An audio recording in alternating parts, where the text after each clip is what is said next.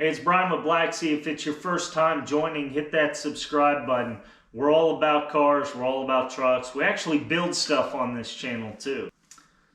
65 C10 back on today to show you how to do the rear disc brake conversion from Wilwood. Very simple kit, very nice kit. Josh is helping me today, so we're going to do the kit, and then probably mid-video we'll take a break and show you the actual parts that are in the kit. There's really only three things.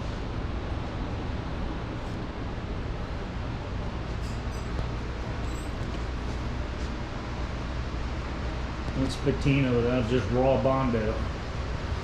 Alright.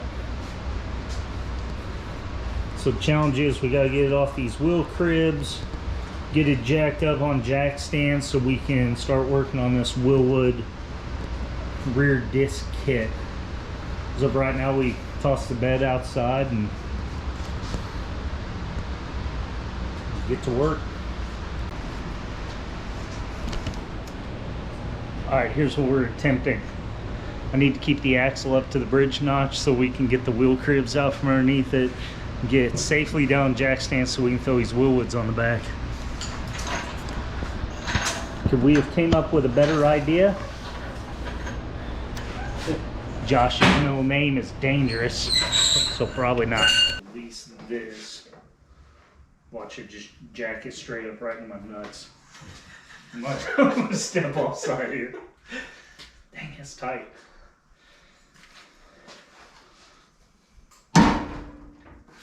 Woo. All right. Okay. Hey, Oscar. Super.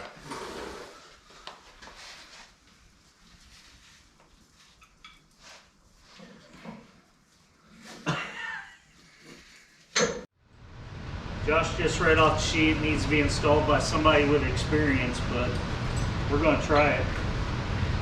We got a sticker. They wouldn't give you that if you didn't know what you were doing. Watch a YouTube video. I'll show you. YouTube University.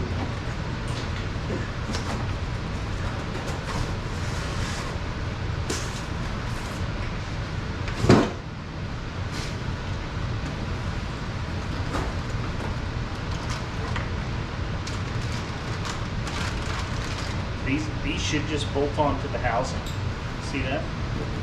And then it's just the same way. So going through the Wilwood kit. So the setup on these, it has an inboard emergency brake and your brackets built into it, and there's just 4 holes that go to your axle housing. Check this unit out. How cool is that? For your caliper over here, your holes to your axle housing. Alright, so let me run you through the process real quick. There's only a few pieces here. You have your main bracket. There's 4 holes that go onto your axle tube housing. Everything's already set up on this. Obviously your rotor slips over this, and then your caliper. That's really all there is to it. Before you do your plumbing and everything, you have to pull your axles though. So we're going to get in the process right now, drain the gear oil and pull the axles out so we can get these on. I did want to show you this on the emergency brake side. They have the bracket already set up for your emergency brake line, and then it's just clips onto this little piece right here. Pretty well set up. I like that. I like having the e-brake on the inside, and it shouldn't take a lot of crazy cables or anything to get it going. So, alright, we're going to get to the messy part. Please like and subscribe.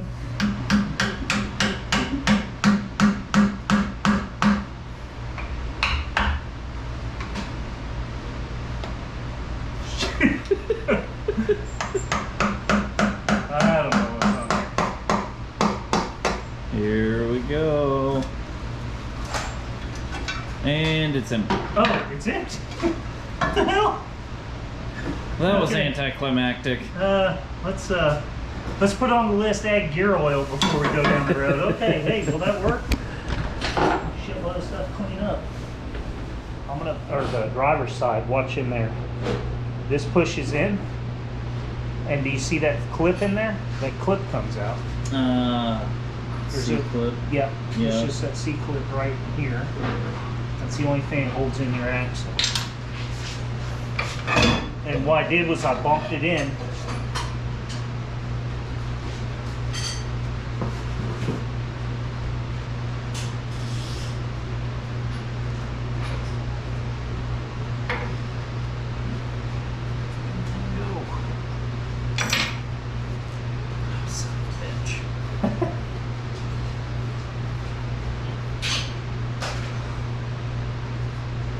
What'd you drop? That C-clip. Rotate your yoke on the front.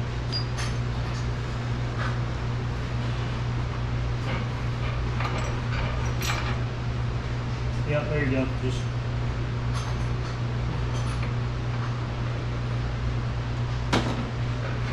There it is. there you go.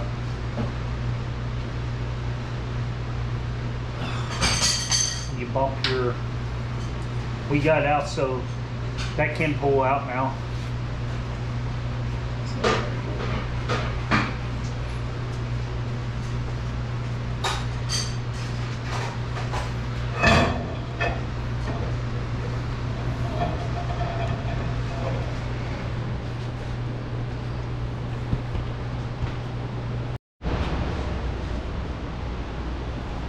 Alright, so when you're putting these on, there's only one way you can go with the parking brake. You have to pull the lever going forward. So these units are set up where you pull the parking brake going forward and it puts your caliper to the back. So if you're thinking, do I put the caliper on the back? Do I put it on the front? Just look at this. This will have to pull to the front of the car so that you have a parking brake. So quick note, adjuster goes on the bottom, caliper to the back side. This also positions your e-brake clip here and the pull for it in the correct orientation. No big deal. Alright, so I'm using new hardware, 3/8/16 1.25" bolts. I'm using red Loctite. I'm using locking washers, just to make sure that these don't go anywhere. Again, pretty simple. So this first piece just goes, so you remove your backing plate. This replaces the backing plate with 4 bolts. That's your e-brakes, that's inside the rotor, which we'll see in 1 minute. And then you add your caliper. Basically 3 components from Wilwood. You can add your e-brake. I still gotta get like, we get a low car floor mount e-brake, and then it has a simple cable that will Y off and come to these sides. And it works really nice. And we'll torque this bad boy down with 3 Ugga-Duggas on the impact drill. Now I just want these suckers on tight so they don't go anywhere.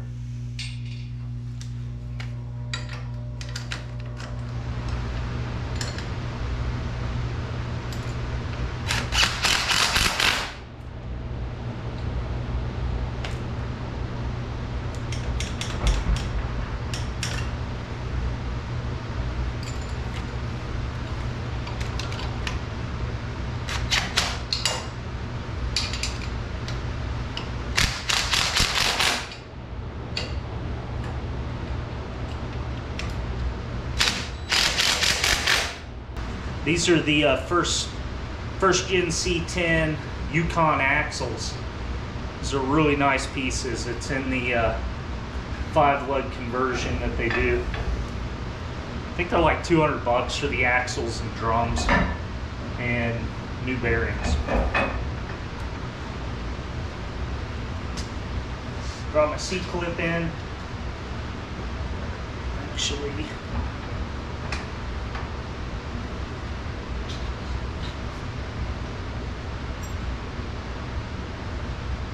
Drop your C-clip in and pull out just a hair. I've already cleaned the disc with a brake cleaner to get the film off after manufacturing.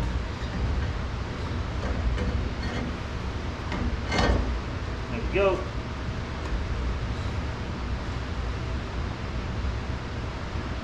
The last piece is caliper before running my lines and bleeding out the brake system.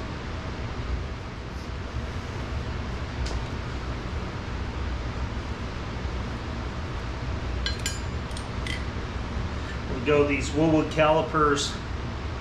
Again, it's the same part number. They just put bleeders on each end, so you can use it on either side. A little 2-piston caliper.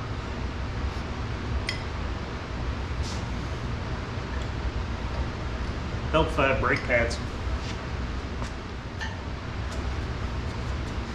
All right, we're going to try it with brake pads. I hear it helps increase stopping power. I don't know, that could just be a rumor.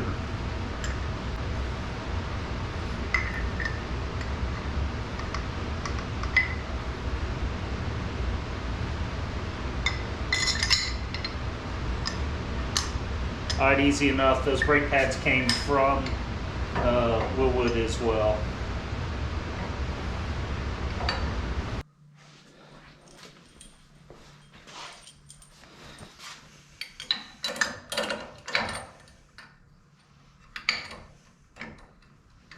All right, get these started in here.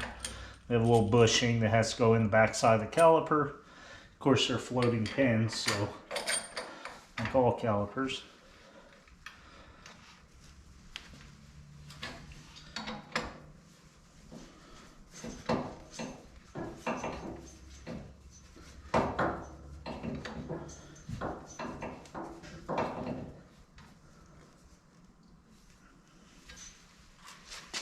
All right, there we go.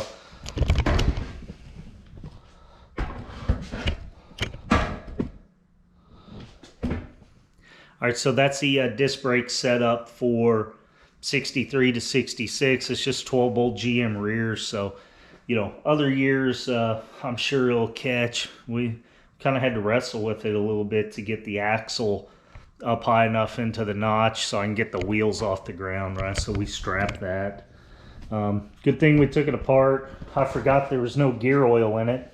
I'm going to wrap up the other side, and I'm going to throw my spider gears back in it and C-clips and get that buttoned up. I have an aluminum housing cover, diff cover, so I'm going to put that on, see if it clears the ring gear and everything, but that's her.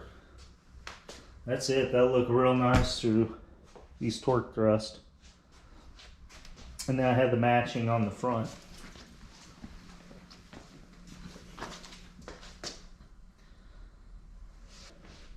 So it should look real nice in there.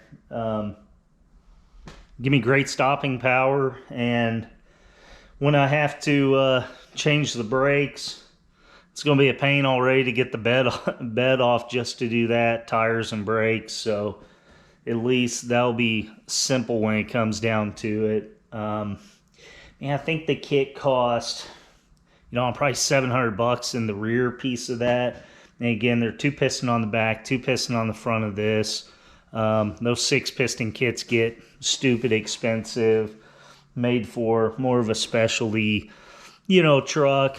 This should have a little bit of horsepower, but for all we're building, 2 pistons rear, 2 pistons back, I'll probably have, I think with master cylinder, booster, all that stuff, there's probably $2,000 in the whole kit, or maybe more like $1,700.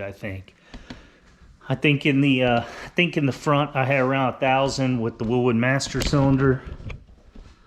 The upgrade to the aluminum, Wilwood proportioning valve, and then those brakes. Those are basically square body control arm spindles and brakes on this. and then the rear. So cool. Thanks for watching. We're gonna button that up, and man, can't wait to get on the road. I'm still in my LST crunch right now. We're first week of January, and we're, what is it, around February 20th? So this is what my truck still looks like. It's in pieces, never been fired. It's honestly been like a 4-year build. Just kind of been taking my time on it, saving money for parts where I can, and you know, this is where we're at, doing truck things and trying to get it done so that we make the trip to Houston with this in tow. All right, thanks for watching.